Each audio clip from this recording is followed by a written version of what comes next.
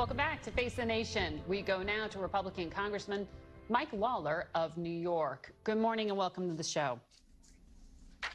Good morning, Margaret. Thanks for having me. Sure. You are in a competitive race in your Hudson Valley area. We know 2 years ago, Republicans flipped 4 seats in the state of New York, and former Speaker Nancy Pelosi said it was New York that cost Democrats the majority. Your seat was one of them. So given all of the infighting within the Republican Party right now, what is your affirmative argument to your voters potentially here that Republicans should retain control? Well, look, we're in a deeply divided government. Obviously, Democrats control the Senate and the White House right now. Republicans control the House. Regardless of the outcome in November, we're still going to have very tight margins, whether it's in the House or the Senate. And I've proven myself to be a bipartisan legislator. I've been rated the 4th most bipartisan member of Congress. I've passed 10 bills, 5 of which have been signed into law by President Biden. The voters in my district understand that I will work tirelessly to get things done on their behalf, working with Republicans and Democrats. And in this Congress, you know, in the House, we've actually gotten a lot done. We reined in federal spending, saving taxpayers $2.1 trillion over the next decade, capping federal spending at 1%.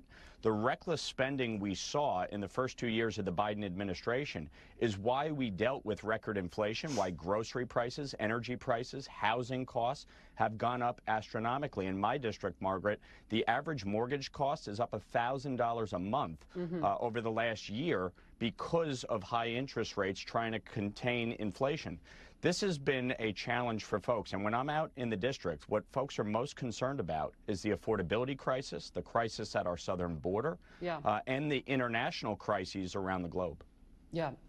Well, there are a lot of contributing factors to inflation. Fiscal spending, certainly potentially one of them. But I want to follow up on something you just said, because you are perceived, certainly here in Washington, as a moderate Republican who is willing to reach across the aisle. In a Fox town hall this past week, Donald Trump said the enemy inside the United States is more dangerous than China, Russia, and other countries. Take a listen. It is the enemy from within, and they're very dangerous. They're Marxists and communists and fascists, and they're sick. I use a guy like Adam Schiff because they made up the Russia hoax. We have China, we have Russia, we have all these countries. If you have a smart president, they can all be handled. The more difficult are, you know, the Pelosi's, these people, they're so sick and they're so evil. The leader of your party and potentially the next president of the United States says that Democrats are more dangerous than nuclear Russia, than China. If you're reelected, how is it possible that you would be able to reach across the aisle and work with Democrats? Well, I've done it. You know, I've been praised by President Biden as somebody who he can work with, somebody who can reach across the aisle and address the challenges that we're facing as a country. But in a Trump I am a member of the problem solvers. Some of my closest colleagues in Washington have been Josh Gottheimer, Richie Torres, Jared Moskowitz. Look, at the end of the day, the American people are going to decide in 16 days who the next president is going to be and who controls Congress. I have proven in this Congress, in a divided government, that I can work across the aisle to get things done. And I will say this, when you look around at the challenges facing the United States, the greatest threat is the unholy alliance between China, Russia, and Iran, and the work they are doing to undermine and destabilize the United States, Israel, Europe, and the free world.